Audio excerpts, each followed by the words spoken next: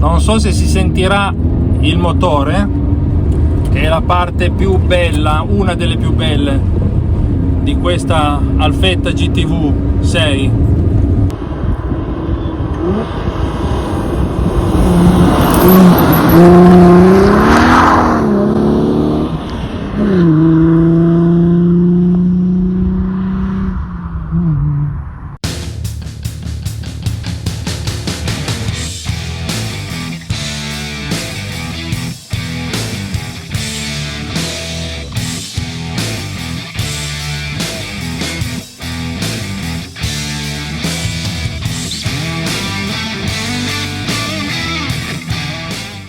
Ecco qui una splendida Alfetta GTV 6, inizio anni 80, una delle auto più potenti dell'epoca. Adesso la scopriamo insieme su Terzo Garage.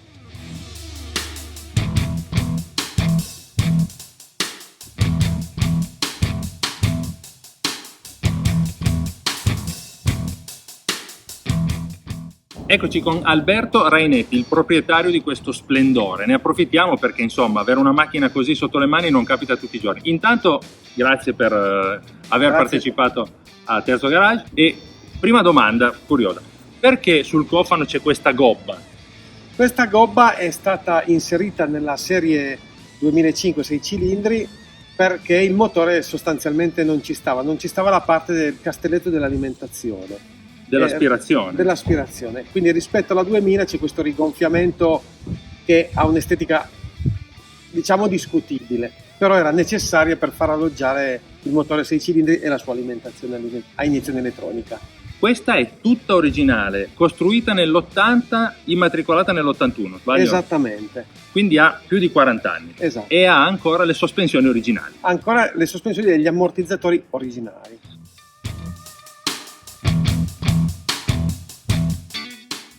Per tenere in forma queste signore ci vuole una cura particolare. Su dasdetailing.it trovate tutti i migliori prodotti per lucidare, pulire, lavare e rendere l'auto sempre perfetta, anche proteggerla. In più, per chi guarda Terzo Garage, 10% di sconto grazie al codice che vi metto qui e in descrizione. dasdetailing.it, lo stesso sconto vale anche per chi volesse far fare il trattamento dai professionisti nella loro sede di Monticello d'Alba.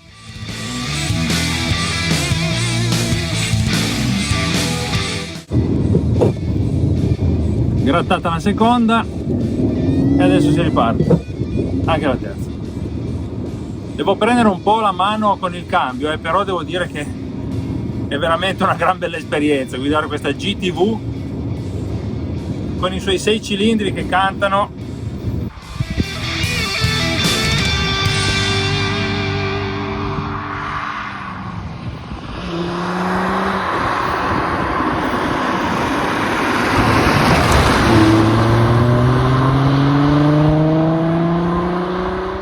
Cambio in blocco col differenziale ed è posteriore, quindi anteriormente c'è soltanto il motore. Questo per ottenere un migliore equilibrio e una migliore distribuzione dei pesi. Anche i freni a disco anteriori autoventilanti posteriormente sono all'uscita del differenziale per una questione di equilibrio dei pesi. Il cambio in effetti, col fatto che sia transassale, quindi dietro rispetto al motore, genera un po' qualche problema, soprattutto a me che non sono abituato, però in ogni caso non è così immediato, anche se poi prendendoci la mano sicuramente consente di sfruttare al meglio i 160 cavalli di questo motore con 217 Nm di coppia, che vuol dire 0-100 in 8 secondi praticamente.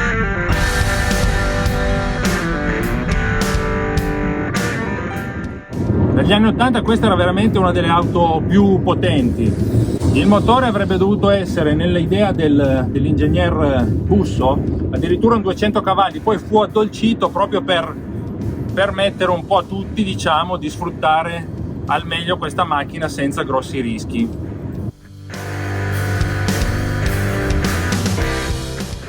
La tenuta di strada pazzesca.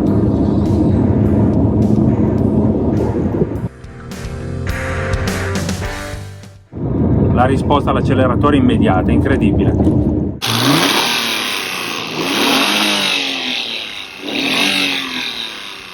Allora, questo motore qua, Alberto, correggimi se sbaglio, è il primo che ha un'iniezione elettronica, vero? Esattamente. Di che tipo? Del tipo Bosch. È praticamente il primo 6 cilindri e anche forse il primo Alfa Romeo con iniezione Esatto, elettronica. con l'iniezione Bosch, perché mentre le auto a iniezione della produzione precedente erano equipaggiate con l'iniezione meccanica della Spica, Come la Montreal. come la Montreal. Evidentemente l'iniezione elettronica Bosch dà quello sprint che serve a far cantare bene, a far rendere bene questo 6 cilindri, questo 2005 benzina aspirato.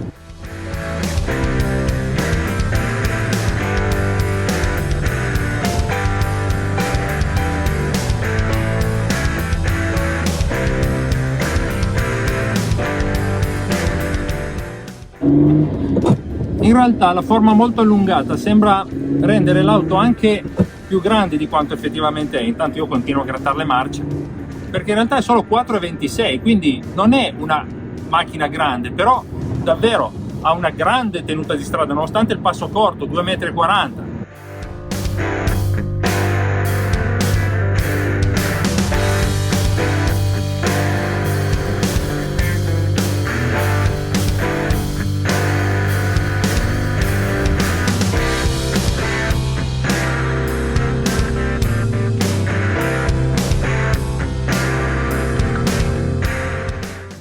È una linea davvero particolare, Diciamo che una via di mezzo tra una berlina e un coupé, che era veramente, come dire, un po' spaccava gli schemi dell'epoca,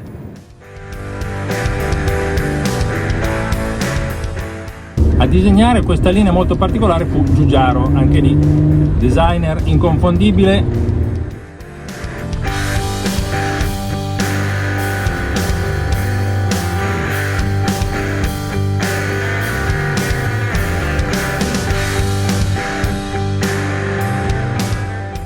Io ringrazio Alberto Rainetti che ci ha prestato e ci ha anche fatto vedere come funziona questa GTV 6 cilindri. Grazie Alberto. Grazie Alberto, a te. E magari la prossima volta torneremo a trovarlo per altre macchine. Ciao a tutti, buoni chilometri, alla prossima. Ciao. Ciao.